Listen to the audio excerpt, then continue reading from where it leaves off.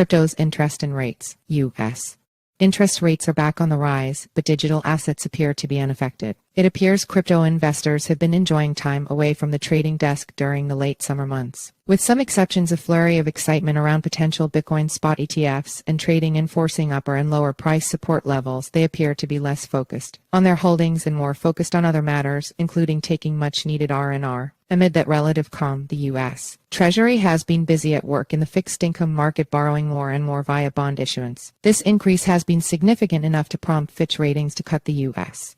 debt rating from AAA, joining S&P's move to the same AA+ level more than a decade ago. Amped up issuance may also have pushed yields on 2- and 10-year Treasuries up in relation to inflation-linked tips. You're reading Crypto Long and Short, our weekly newsletter featuring insights, news, and analysis for the professional investor. Sign up here to get it in your inbox every Wednesday. Source: Federal Reserve Bank of St. Louis. Should this have nudged digital asset prices too? How do interest rates impact crypto asset prices? Changes in rates can indirectly affect the price of Bitcoin BTC, although the relationship between these markets is complex and influenced by various factors, including opportunity cost. Bitcoin and other proof-of-work cryptocurrencies that don't provide holders what amounts to interest payments can become more alluring to investors when conventional interest rates are low. This allure and demand can push up their prices in a low-yield environment, and the opposite can happen in moments like now when conventional interest rates are relatively high. This effect of interest rates' cost of cash can be slightly offset with proof-of-stake digital assets like Ethereum's Ether ETH, which do offer a rate of interest from staking activities to secure the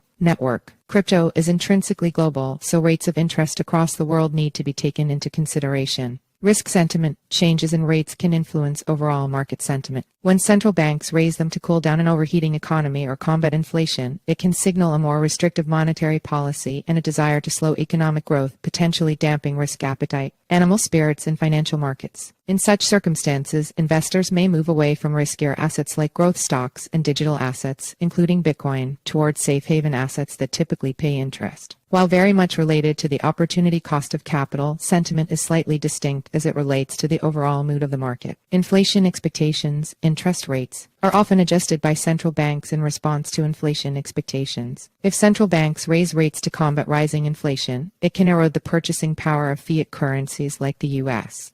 dollar. In such cases, some investors may turn to Bitcoin as a store of value, viewing it as a hedge against inflation, which can drive up its price. However, if the inflation-fighting credibility of the central bank remains intact with inflation expectations well anchored, this can result in Bitcoin prices falling due to the increase in interest rates, i.e., adding to the opportunity cost of not being in short-term Treasury bills. Source: St. Louis Fed CoinDesk Indices. To answer whether or not Bitcoin has been impacted by the recent moves higher in interest rates, I ran a quick rolling regression analysis on the recent Bitcoin price history against interest rates, both the 2-year U.S. Treasury yield and the 10-year inflation-adjusted real interest rate, and the year/USD spot exchange rate to correct for moves in the U.S.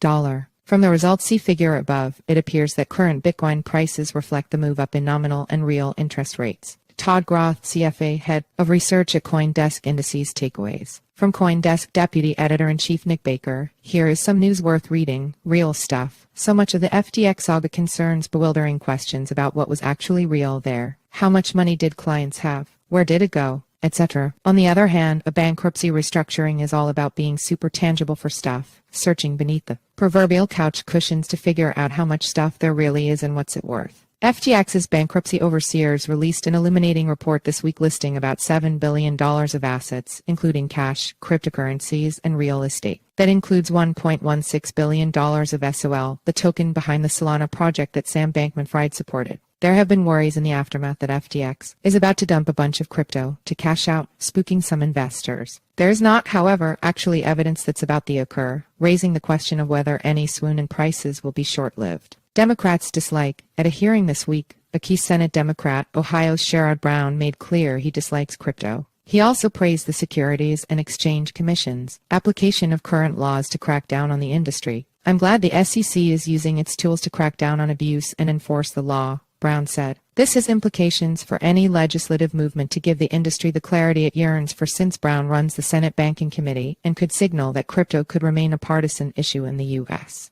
presidential race, Democrats opposed and Republicans supportive. Ether Trust, the grayscale Bitcoin Trust GBTC, has for a long time traded at a price way below the value of the BTC it holds, though that discount has narrowed as GBTC odds of being converted into a more appealing ETF have improved. But another grayscale product, the grayscale Ethereum Trust ETH, is seeing similar movement as companies apply to ILST Ether ETFs. The market is weighing higher odds that Grayscale will be able to convert its ETH product into an ETF following the push from traditional finance giants into the space, said Into the Block's Lucas Altamiro,